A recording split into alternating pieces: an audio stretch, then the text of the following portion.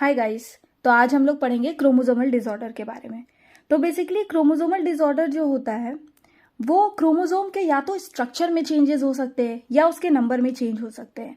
ठीक है, होता क्या है, जैसे यहाँ पे दिया हुआ है कि failure of segregation of chromatid during the cell division cycle it results in the gain और loss of a chromosome called aneuploidy. तो जैसा मैंने बताया था कि क्रोमोसोम का नंबर चेंज, ये एन यूप्लॉइडी जो है वो बेसिकली क्रोमोसोम के नंबर चेंज को रिप्रेजेंट करता है। दो तरीके के होते हैं, एक होता है क्रोमोसोम का स्ट्रक्चर में चेंज, एक होता है क्रोमोसोम के नंबर में चेंज।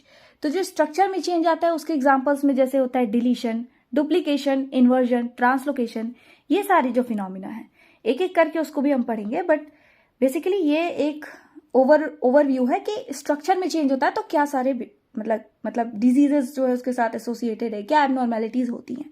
दूसरा जो यहाँ दिया है एन यूप्लॉइडी, वो क्रोमोसोम इंडिविजुअल क्रोमोसोम क्या इंक्रीज या डिक्रीज से हो सकता है। मतलब अगर एक क्रोमोसोम बढ़ गया, जैसे हमारे में 46 क्रोमोसोम्स होता है, 23 पेयर्स, तो अगर जैसे कि 46 से 47 हो गया, एक क्रोमोसोम बढ़ गया, या 45 हो गया, तो वो सारी चीजें जो है एन्यूप्लॉइडी में आती है। ठीक है, वैसे एक और होता है जिसकी बात यहाँ पॉलीप्लॉइडी में की गई है।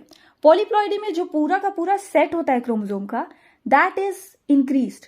सपोज सेट का मतलब हो गया कि जैसे हैप्लॉइड कंटेंट हमें पता है वी रिप्रेजेंटेड बाय एन, अगर वो 2n हो जाए, डिप्लॉइड हो जाए, 3n हो जाए, ट्रिप्लॉइड, तो ये वाली जो कंडीशन है वो पॉलीप्लॉइडी में आती है। ठीक है, अब उसके बाद ये सारे जो कुछ डिजीजेस हैं वो एसोसिएटेड है क्रोमोसोम के इंक्रीज इन नंबर या डिक्रीज इन नंबर के साथ एसोसिएटेड है, जो कि आता है एन यूप्लॉइडी में।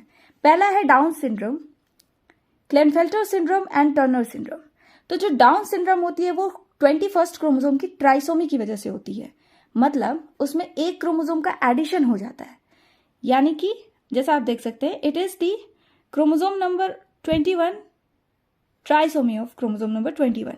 ठीक है, तो इसके जो कुछ सिम्टम्स होते हैं वो ये हैं कि यहाँ पे जो पाम होता है काफी ज्यादा चौड़ा, ब्रॉड देखने को मिलता है ना। मेंटली रिटार्डेशन हो जाता है, जो हेड है वो राउंड हो जाता है, फरोड टंग, पार्शियली ओपनड माउथ। ठीक है, तो बेसिकली मेंटल रिटार्डेशन होता है एंड ऐसे बच्चे जो है वो ज्यादा सर्वाइव नहीं करते, 15 ईयर्स तक ही उनकी मैक्सिमम एज होती है।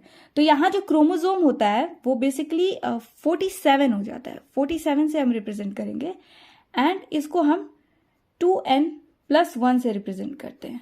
ठीक है, 2n+1 क्योंकि जो डिप्लॉइड सेट है वो 2n है और उसमें हम 1 ऐड कर दें, मतलब कि ट्राइसोमी कर दिया हमने। फिर आता है क्लेनफेल्टर सिंड्रोम। इसमें क्या होता है कि ये भी एक